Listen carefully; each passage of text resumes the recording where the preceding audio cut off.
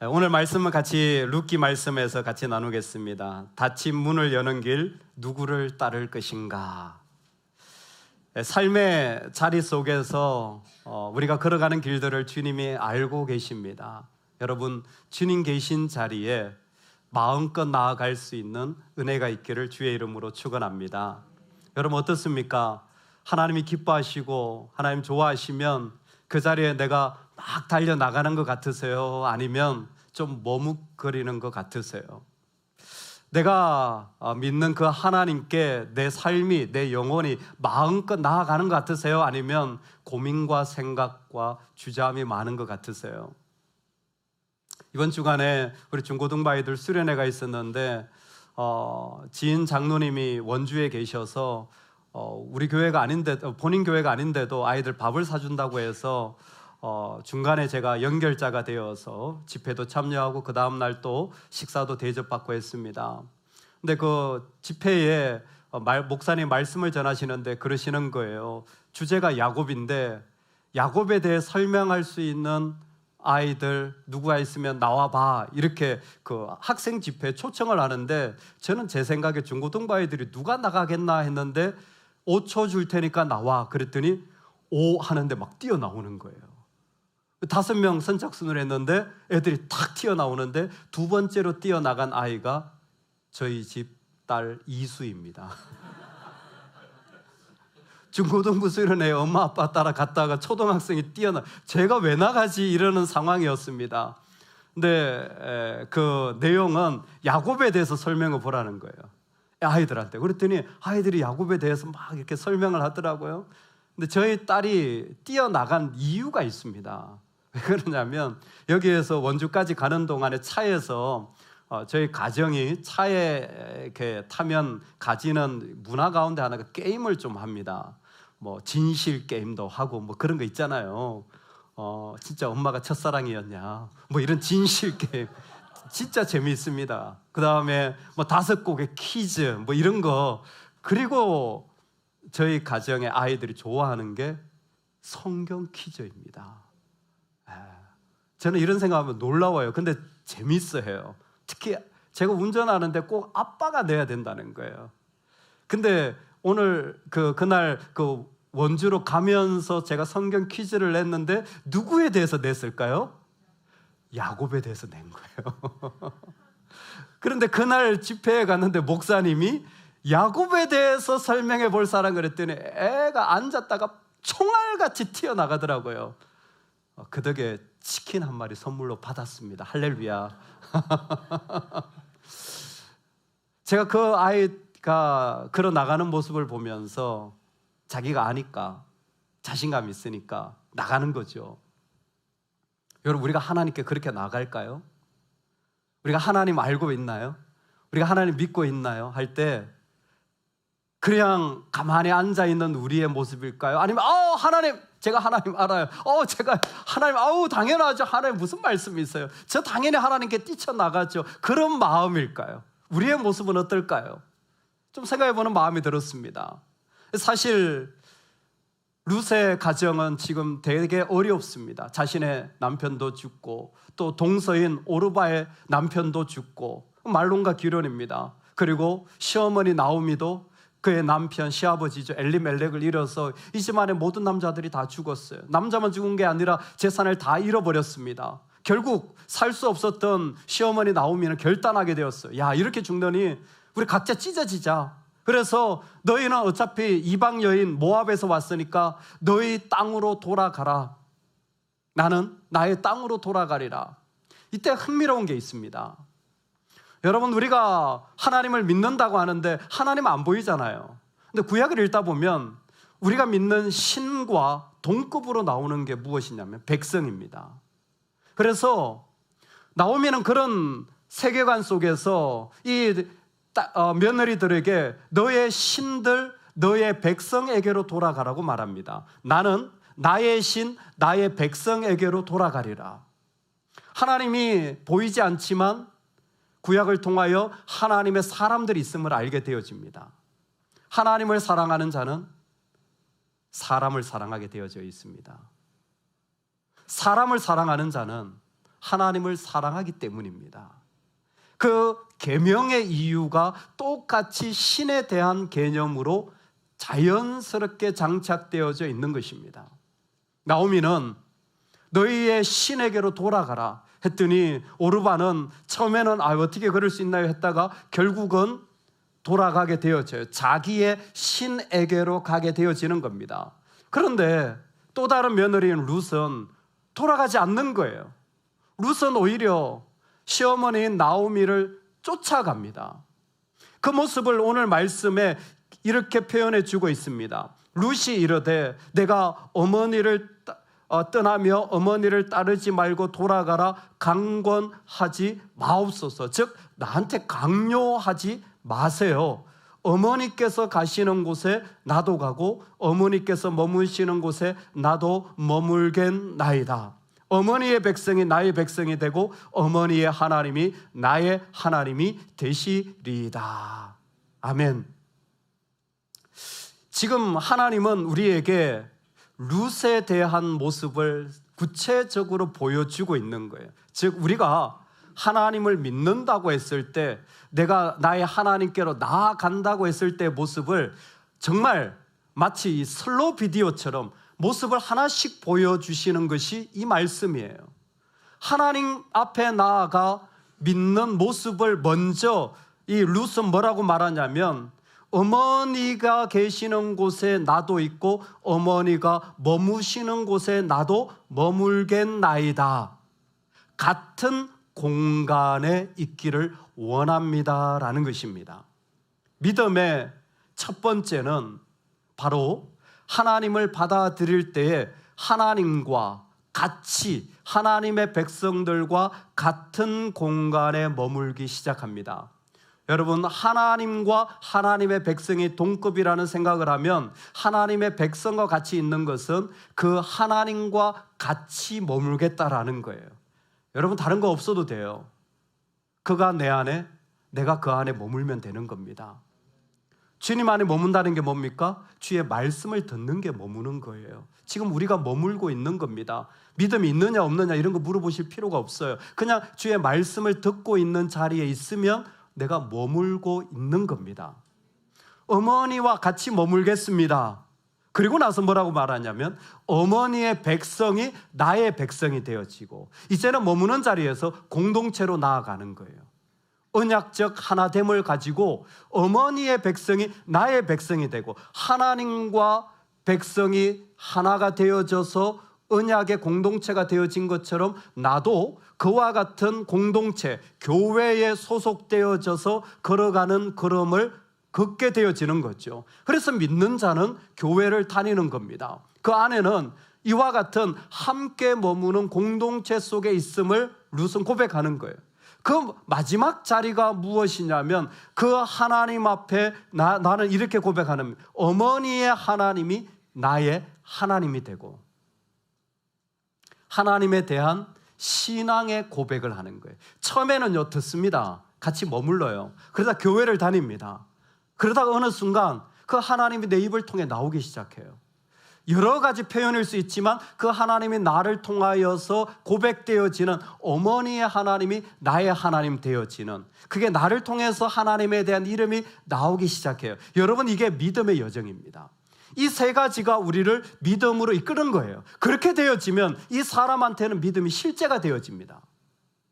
실제가 되어져서 그 믿음으로 말미암아 어디까지 가게 되냐면 그 하나님으로 말미암아 걸어간 삶의 자리는 어머니께서 가시는, 죽으시는 곳에 나도 죽어. 그 믿음의 자리가 헌신하고 죽어지는 자리까지 내가 내 삶의 자리를 내어드리게 되고, 그 마지막은 무엇이냐면 내가 죽는 일 외에 어머니를 떠나면 여호와께서 내게 벌을 내리기를 원하십니다. 그 하나님 앞에 헌신할 뿐만 아니라 이 사람은 이제 기도하기 시작해요. 그 하나님 앞에 룻이 언제 하나님을 만났는지 모르지만 여호와께서 내게 벌을 내리시기를 원하노라라는 기도를 하기 시작해요. 여러분이 기도할 수 있다면 상당히 대단한 믿음의 자리까지 온 거예요. 그 기도가 얼마나 대단한 것 아니라도 할지라도 상관없어요. 하나님은 룻을 통하여 지금 룻이 그 마음에 하나님을 따라가는 여정을 하나씩 보여주고 계신 거예요. 그냥 들었어요. 함께 머무는 겁니다. 그러다가 그 공동체에 소속이 되었어요. 나 교회를 다니는 거예요. 그러다가 그 하나님에 대한 고백을 나도 하게 되어져요. 나도 느껴지고 뭔가 마음에 움직임이 생겨요. 그러면서 자연스럽게 그 하나님을 위해 살게 되고 헌신하는 일들 속에 그의 입에 진짜 기도가 나오기 시작하는 거예요. 그 모습을 나오미는 한마디로 이렇게 표현합니다. 룻이 자기와 함께 가기로 굳게 결심함을 보고, 굳게 결심함을 보고, 즉 나오미가 볼 때 룻의 마음이 흔들리지 않을 거라는 거죠. 근데 여기에는 중요한 모습이 있습니다. 이 룻은 원래 고향이 모압이에요. 이방 땅이죠. 이스라엘이 아니에요. 신명기에 보면 이런 말씀이 있습니다. 암몬 사람과 모압 사람은 여호와의 총회에 들어오지 못하리니 그들에게 속한 자는 10대뿐 아니라 영원히 여호와의 총회에 들어오지 못하리라. 아멘. 이게 여호수아 정복 전쟁 때 어떤 일들 때문에 주신 말씀인데요. 그 말씀에 구체적으로 암몬 사람과 모압 사람은 여호와의 총회에 들어오지 못할 거라. 즉 모압 사람 너는 하나님의 백성이 될 수 없다라고 아예 적어놨어요. 여러분 충격적이게도 룻은 이 사실을 알게 되어집니다. 자기가 어머니를 따라가면 그래서 내가 이스라엘 공동체에 같이 소속되어진다고 생각을 할지 모르겠지만 사실은 룻은 거기에서 겉도는 이방인이 되어져요. 아예 거기 가면 그래도 영주권이라도 주겠지. 아니요. 불법 체류자입니다. 받아들여지지 않고 계속된 거절이 있는 곳인데 룻은 그 자리에 가겠다는 거예요. 분명히 나는 거기에 소속될 수 없어요. 그게 그들의 법이에요. 그런데도 이 룻은 지금 시어머니를 따라가겠다라는 거예요. 여러분 이건 시어머니와 며느리의 관계를 말하는 게 아닙니다. 이것은 우리가 하나님을 향해 나아가는 삶의 여정이에요. 여러분 우리가 주님을 따라가는 건 당연하죠. 하나님을 따라가는 건 당연하게 여기죠. 그런데 왜 어떻게 따라가? 누가 하나님을 따라가는 사람이 됩니까? 묻는다면 이 부분입니다. 하나님을 사랑하는 자가 하나님을 따라가게 되어지는 거예요. 하나님을 사랑하는 자가 하나님을 따라가게 되어지는 거예요. 룻의 이 굳게 결심함을 보고라는 이 말씀은 조금 있으면 보아스를 만나게 되는데 보아스가 그 굳게 결심한 모습에 대해서 뭐라고 말하냐면 네가 너의 가족들에게 베푼 선대함을 내가 들었다라고 말합니다. 3장에 가면 너의 인의 헷세들을 보았다라고 말하고 4장에 가면 베들레헴 사람들이 그 사랑이라고 표현합니다. 즉 여기에 있는 이 굳은 결심은 의지가 강한 게 아니라 그 안에 깊이 뿌리 내려진 사랑의 마음에서 나온 것임을 시간이 지나 보니까 보아스가 보니까 베들레헴 사람들이 보니까 이건 헷세드라는 사랑이라는 거예요. 그게 언제인지 모르지만 룻의 마음 안에 채워진 것이 1장에서는 굳은 결심, 뿌리가 깊은 마음이라는 뜻인 거예요. 어떤 일이 있어도 이 사람은 하나님 사랑하는 거예요. 어떤 자리가 있어도 포기할 수 없는 깊은 뿌리에서 나온 마음이 있더라는 겁니다. 여러분 우리 안에 깊은 뿌리에서 나온 마음이 생겨지는 조건은 두 가지입니다. 하나는 자기 부인과 하나는 완전한 헌신입니다. 뿌리가 깊어지는 믿음, 흔들리지 않는 믿음의 사람은 어떻게 만들어지느냐? 자기 부인할 줄 아는 사람이에요. 자기를 십자가에 내려놓고 완전히 헌신하는 모습이 있을 때, 지금 룻의 모습이죠. 내 친족, 내 부모, 내 가정, 내가 살아왔던 모든 것을 버려야 지금 이 나오미를 따라갈 수 있는데 자기를 부인하고 그 하나님 공동체로 나아갈 때에 그곳에서 내가 아무것도 얻을 수 없지만 자기 헌신을 하며 나아가는 거예요. 여러분, 이 모습이 똑같이 우리에게 설명되어진 것이 빌립보서 말씀에 있습니다. 우리에게 주님이 이렇게 오셨습니다. 그는 근본 하나님의 본체시나 하나님과 동등됨을 취할 것으로 여기지 아니하시고 오히려 자기를 비워 종의 형체를 가지사 사람들과 같이 되셨고, 자기 부인이죠. 자기를 낮추시고 죽기까지 복종하셨으니 곧 십자가의 죽으심이라 완전한 헌신입니다. 그러니까 이 굳은 결심이라는 것은 이 사람의 의지력이 아니라 그 안에 어떤 하나님이 만드신 영적인 모습이 나중에 빌립보서 2장을 통해 예수님 안에 그대로 설명되어지는 것을 보게 되어지는 거예요. 이 여인이 가지고 우리에게 보여주는 게 무엇이냐면, 우리가 다치고 어렵고 무엇인가 안 될 때, 오히려 나는 무엇인가 모를 때 주님을 사랑하는 길로 걸어가라고 부르시는 거예요.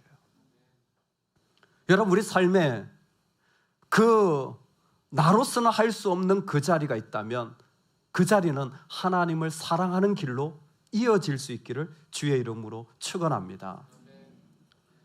문화인류학자인 윌리엄 로마나우스키가 한 강연에 나온 모습을 어떤 분이 보고 설명을 했어요. 교수이시고 나이도 지긋하신데 이분이 어느 날 강연에 나왔는데 귀에다 귀걸이를 하고 이렇게 나온 거예요. 오늘 혹시 귀걸이를 하고 나오신 자매님들을 축복합니다. 형제님들 중에 귀걸이를 하신 분이 있다면 진심으로 축복합니다. 오늘만큼. 혹여라도 전 목사가 내일 귀걸이를 하고 설교를 한다면 용납해 주시기를.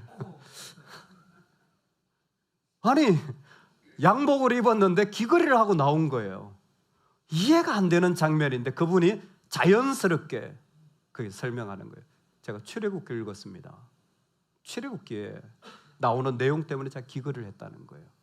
어떤 내용이냐면, 이스라엘 백성들이 하나님으로부터 땅을 다 공짜로 받습니다. 땅을 받아요. 그리고 지파별로 다 분배를 받죠. 근데 땅을 받을 때에 너무 가난해요. 우리 애들이 먹을 게 없어. 그러면 할 수 있는 방법이 없으니까 그 땅을 팝니다. 그래서 돈을 받아서 먹죠. 근데 어떤 때는 땅을 팔아도 해결이 안 되는 경우가 있어요. 그 가난이 너무 힘든 거예요. 그러면 땅을 팔 수 있는 게 없으니까, 다 팔아버렸으니까 자기를 팝니다. 자기를 노예로 파는 거예요. 자기를 종으로 파는 거죠. 근데 이스라엘에겐 참 좋은 제도가 있어서 자기를 팔아도 7년째가 되면 안식년 제도라는 게 있어서 그 사람이 6년은 종이었더라도 7년째는 무조건 주인이 풀어서 종에서 해방시켜야 돼요. 종이 되면 월급이 나와요. 일정에. 자기도 먹고 일정에 어떤 그 봉급을 받기 때문에 가족을 먹일 수가 있는 거죠. 하지만 종이에 주인이 시키는 걸 해야 되는 거죠. 근데 6년째가 지나고 7년째가 되면 무조건 자유가 돼. 이게 법이에요. 무조건 이제 이전 상태로 돌아가는데, 문제는 뭐냐면 땅도 팔고 나도 팔았어요. 그래서 시작됐는데 6년 동안에 이 종이 결혼을 하게 된 거예요. 주인이 중매를 했건 자신이 좋아하는 사람을 만났건 결혼을 하고 아이를 낳았어요. 6년 동안에 결혼도 하고 아이를 낳았으면 가족이 이루어졌잖아요. 근데 7년째가 되었어요. 나는 자유하는 거예요. 그 종만 자유를 얻습니다. 혼자 왔기 때문에 혼자 나가야 돼요. 그 배우자와 자녀는 그 집의 종으로 남아있게 돼요. 그래서 아무리 자신이 가족을 잃었다 할지라도 자신의 가족은 그 집안에 남아있고 나 혼자 빠져나오는 거예요. 되게 큰 비극이고 아픔이죠. 이때 이 종이 선택할 수 있는 또 다른 방법이 있습니다. 그게 무엇이냐면, 주인에게 요청하여 자기 귀에다가 구멍을 냅니다. 나는 이 집의 영원한 종이 되겠습니다 라는 표시예요. 그러면 그 집에 안식년과 상관없이 영원히 속해서 그 집의 종이 되어지는 거예요. 이때 흥미로운 게 있습니다.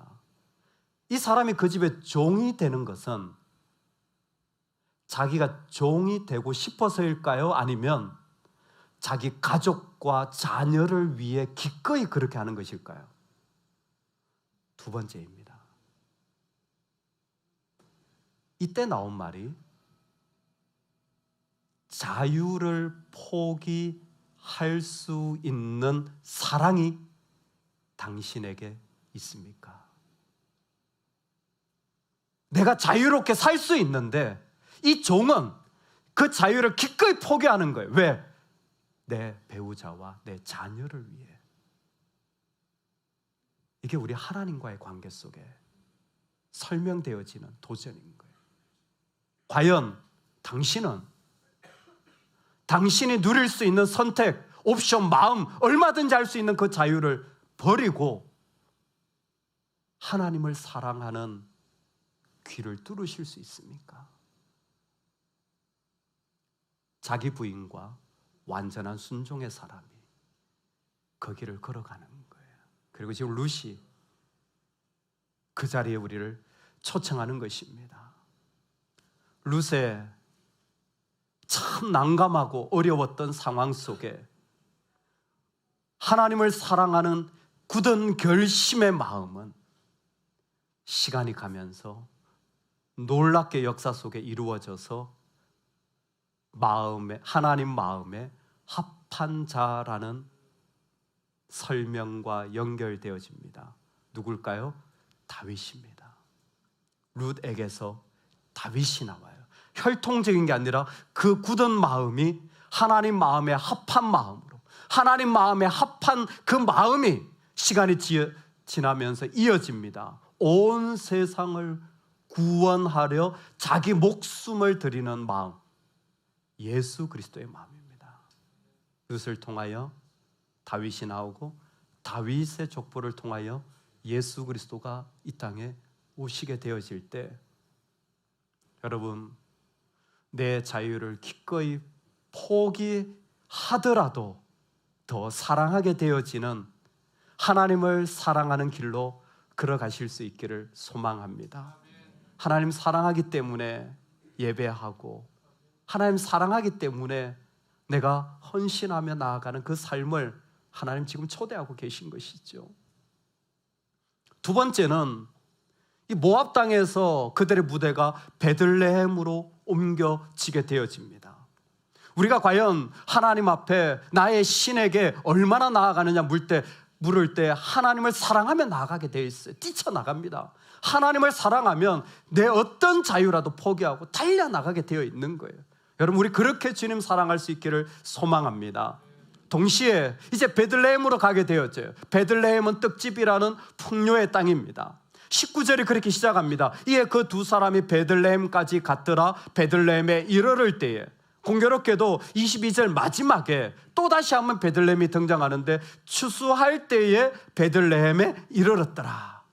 그들이 그 어떤 시기에 베들레헴으로 갔고 보리 추수할 때에 베들레헴에 도착하게 되어지는 이야기가 이 말씀 속에 이어지는 거예요. 베들레헴 하면 풍요의 땅이고 이름 자체가 떡집이며, 베들레헴은 그 모든 것이 다 준비되어 있는 소위 말하는 나의 고향입니다. 그런 베들레헴에 들어갈 때에 사람들이 그 나오미가 들어오는 것을 보고, 이 사람이 나오미가 맞냐? 이건 되게 좀 궁금한 질문인 것 같아요. 원래 그렇게 부유했던 나오미가 맞냐? 아니면 이 모양이 나오미의 모양이 맞냐? 라는 어떤 약간의 그러한 비아냥도 있는 것처럼 들립니다. 그때 나오미의 대답은, 나를 나오미라 부르지 말고 나를 마라라 부르라. 이는 전능자가 나를 심히 괴롭게 하셨음이니라. 기쁨이라는 삶의 자리를 잃어버리고 지금은 마라, 슬픔, 아픔이 있는 삶이라는 것입니다. 인생은 참 어렵습니다. 하나님을 믿으며 나아가면 믿음으로만 살게 되어지고 잘 되어질 것 같은데, 모순처럼 들려져서 나오미가 말하는 것처럼 내가 하나님 때문에 전능자가 나를 괴롭게 하는, 사람이 힘들면 누군가를 원망하죠. 하나님을 원망하고 교회를 원망하고 또 사람을 원망하고 이런 것이 당연하게 나오는 겁니다.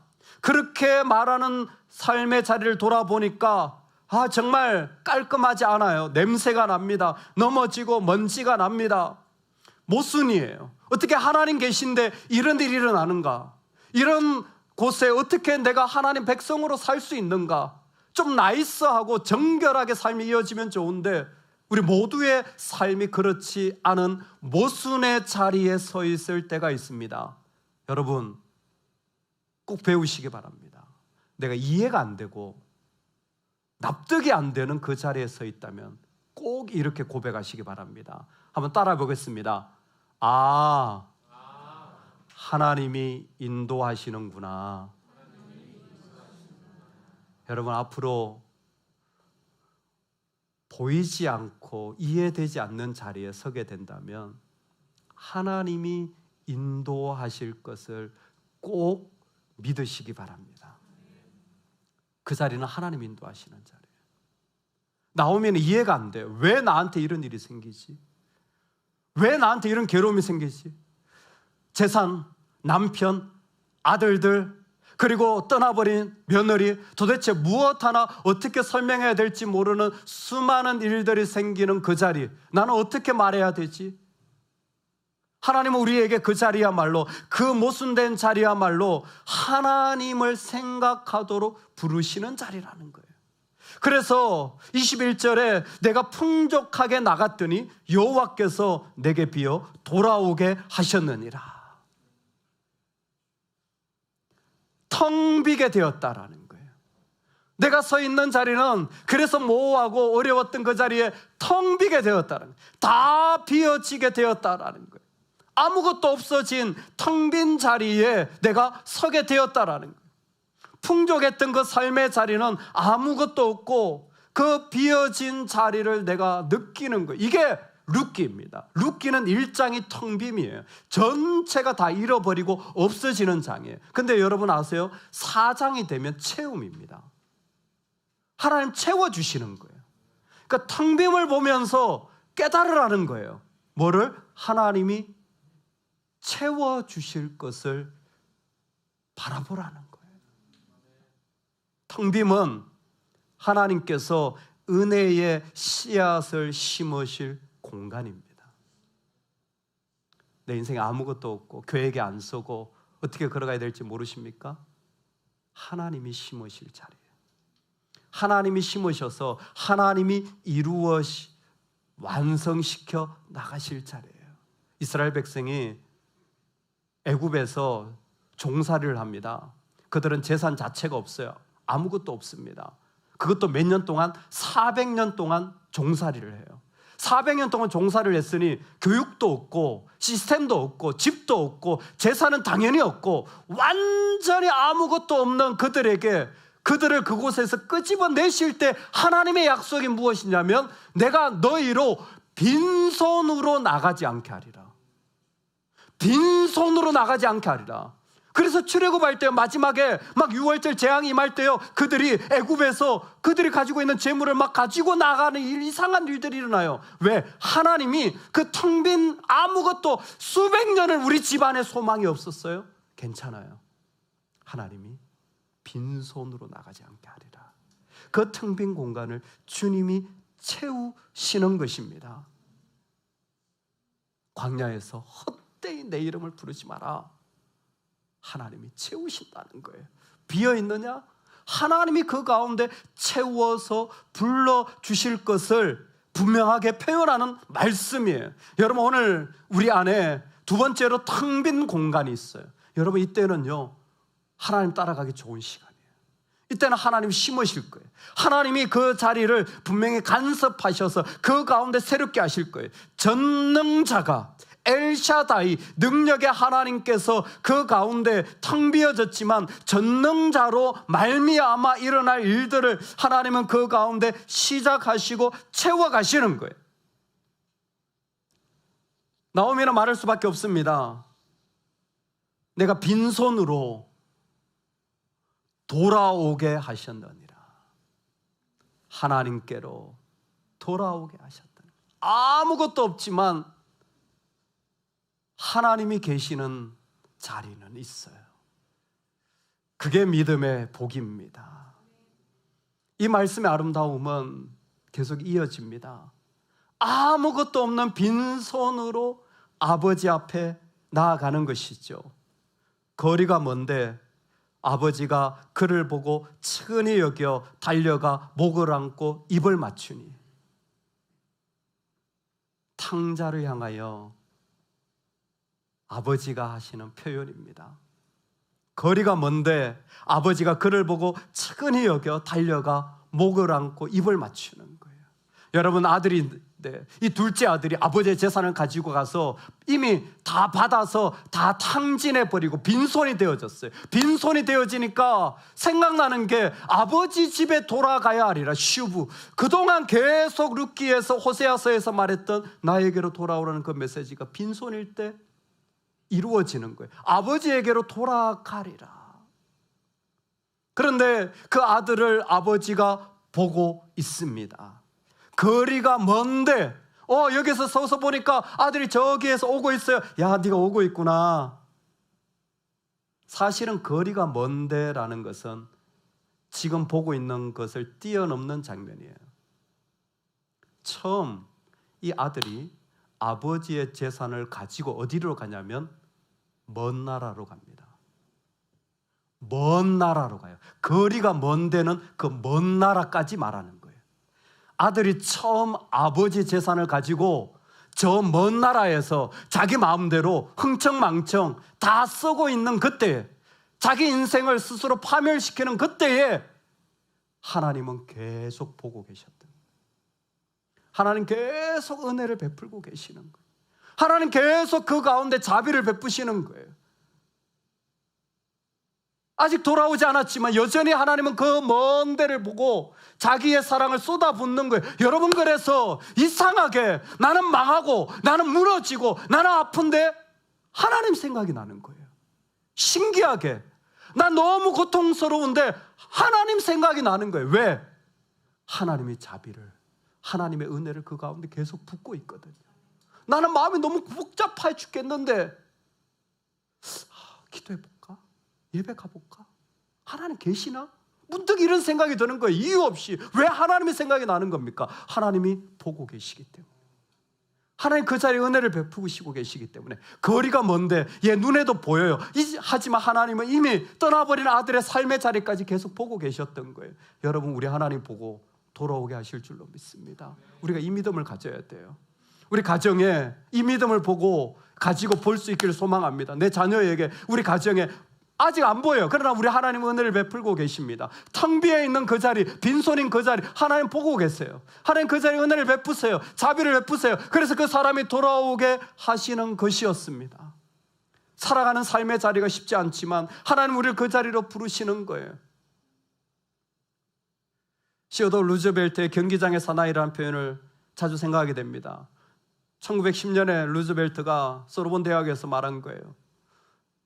경기장에 한 사람이 시합을 하면 수많은 사람들이 비난을 하거나 정죄를 하거나 판단을 하거나 왜 저렇게 하지라고 말하는 사람이 있지만 진짜 중요한 사람은 경기장 안에 경기하고 있는 그 사람이라는 거예요. 너무 쉽게 비난하고 판단할 수도 있지만 진짜 중요한 건 그 안에서 땀을 흘리며 넘어지고 실패하고 피를 흘리고 그냥 범벅이 되어서 먼지와 섞여가지고 지금 뭐하고 있는지 모르는 그 한 사람이 중요한다. 왜? 그 한 사람이 모든 것을 이루어내기 때문에. 저는 그 말씀, 그 루즈벨트의 표현과 꼭 오버랩되는 게 이 말라기 말씀이에요. 말라기를 딱 펼치면요, 말라기 1장에 나오는 게 뭐냐면 제사장들이 하는 말이에요. What a burden. 힘들다. 너무 힘들다. 포로로 갔다가 왔는데 제사장으로 사역을 하는데 그 더운 나라에서 막 동물을 잡고 피를 흘리고 막 태우고 막 너무 막 재가 날리고 너무 힘든 거예요. 너무 힘들다. 이걸 왜 하지? 나는 지금 뭐 하고 있지? 이게 의미가 있나? 사실 그래요. 사람들 딱 보니까요, 예배를 제대로 드리는 것도 아니야. 그냥 형식적으로 드리는 게 제사장들 눈에도 보여요. 심지어 자기도 형식적으로 하고 있어. 너무 힘들어. 안 하고 싶어요. 근데 하라니까 그냥 하는 거예요. 그 제사장의 모습이 너무 피곤하다, 너무 어렵다예요. 놀라운 건 말라기가 그렇게 시작한 말씀이 어떻게 우리에게 도전되었냐면, 하나님을 존중히 여기는 자를 여호와 앞에 있는 기념책에 기록하리라. 그 땀이 나고 나이 싸지도 않고 왜 이렇게 내 인생은 이렇게 찢어지는지, 그럼에도 불구하고 하나님께 나아가는 그 자리를 하나님은 기억하시고 반드시 기념책에 기록하신다라는 것입니다. 여러분, 오늘 우리의 텅 빈 자리들이 있죠. 그 자리에 우리 하나님이 씨앗을 심으셔서 하나님의 것으로 채워주실 자리입니다. 내 마음이 깨끗하고 나이 싸면 좋겠지만 인생은 그렇지 않아요. 땀이 나고 먼지를 뒤집어 쓰고 죄를 가지고 피를 뿌리며 아픔이 있는 경기장 안에 있는 사나이와 같지만, 그곳에서 하나님을 존중히 여기는 자를 하나님은 기념책에 기록해 놓으시고 우리를 인도해 가시는 것입니다. 오늘 그 하나님을 따라가는 복이 우리 모두에게 있기를 주의 이름으로 축원합니다. 아멘, 아멘. 하나님,